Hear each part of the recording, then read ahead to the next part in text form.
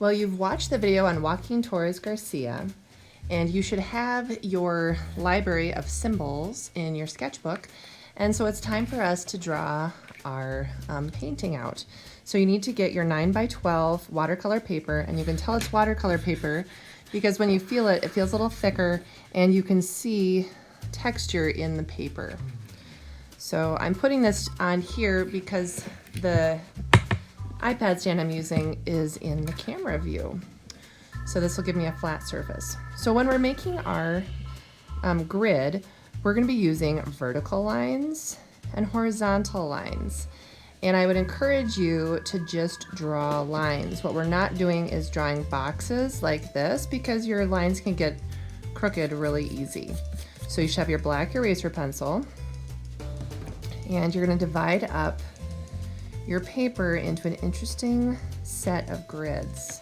We want different sizes. I could decide to stop here, or I could take this all the way up.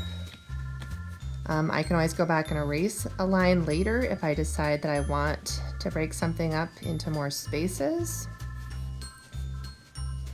I would be careful about getting anything like right smack in the middle. So one thing that I like to do when I'm making abstract art is I will look at it one way and I turn it another way so I can see what feels unbalanced. And you know something feels unbalanced with abstract art if your eye goes over to that area and can't stay away. So what should happen is your eye's just kind of moving around your whole paper. So I could look at it a couple different directions. When you are happy with your, whoops, and I might have to take this off of my notebook because it's hard to draw a straight line with that under.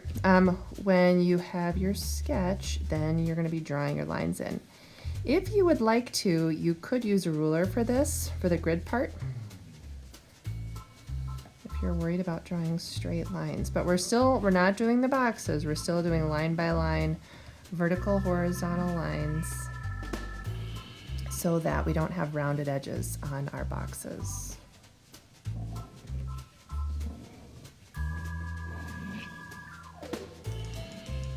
Okay, this feels a little uneven to me because I've got lots of nice medium small, but over here it seems like it's too big. So I'm going to turn it this way and look at it again.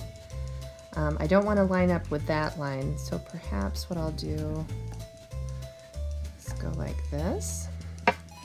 Does that feel different? Okay, great. So then after this, I can go over it with a black crayon. Now I'm going to be looking at my library of symbols and deciding what I want to include in my painting. So a lot of the things that Joaquin Garcia drew related to ideas that he had about everyday life. And I really liked his symbol for nature, but when I think of nature, I think of trees. So I changed that a little bit. All of these were ones I saw in Joaquin's work. And then right down here are some that I came up with myself. When I was in college, I was on the rowing team, so I thought of a boat. I was born in 1973 and got married in 2001, so those might be important years to put in there. I thought of the idea of water, since we're in Minnesota, and then I was trying to think of something to stand for being creative or imagination, and I thought of the idea of an eye. So I did do this once already because I was just trying out some ideas, and I made the eye kind of my biggest symbol. So as you're thinking about where to put your symbols, you know, what might be important to you for those larger boxes?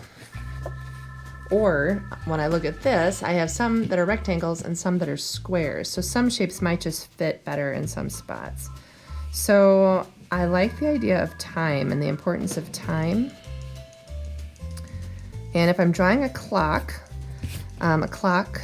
is divided in fours. So I might make my marks for 12, 3, 6, and 9 first, and then there are 2 numbers between each. So if you draw a clock in the same way that Joaquin Torres Garcia drew them, that is probably the best way to kind of figure out where to put your marks. And then you could have some areas just simply have maybe a zigzag line, or some areas could maybe just have a curvy line. So that is kind of a nice way too, just to like use up some space.